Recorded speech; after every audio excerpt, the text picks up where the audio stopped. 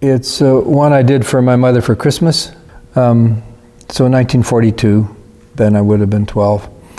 And I guess I've had a lifetime of doing art as gifts for those near and dear to me. And it started, well, I guess it started when I was 12.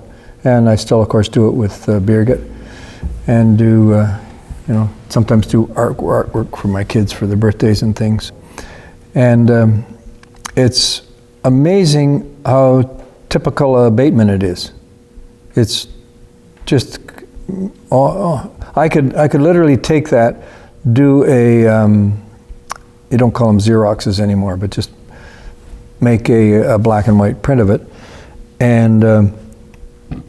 and start painting on it, and just finish it up, and it would pass for one that I did that looks just like my work now. Again, I use photography all the time now. I had never seen an elk, of course.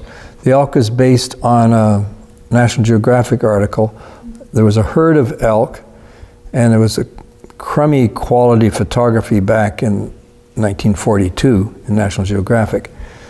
And there was a herd of elk, and they were in black and white, about that big in the magazine. So I took one of them and more or less copied it in that pose. And the tree is growing in our backyard.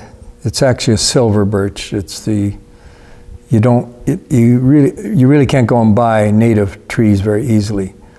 The silver birch has been horticulturally bred from the European silver birch.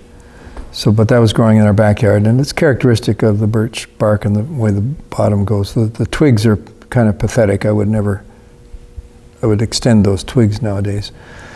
The tree pattern in the little trees in the distant snow scene are based on tree patterns I saw on a golf course, Rosedale Golf Course, where we used to go birding in Toronto when we were kids.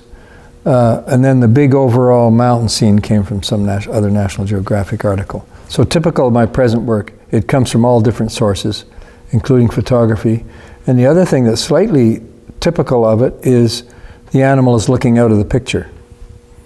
And that's an unusual thing which often artists don't do these days.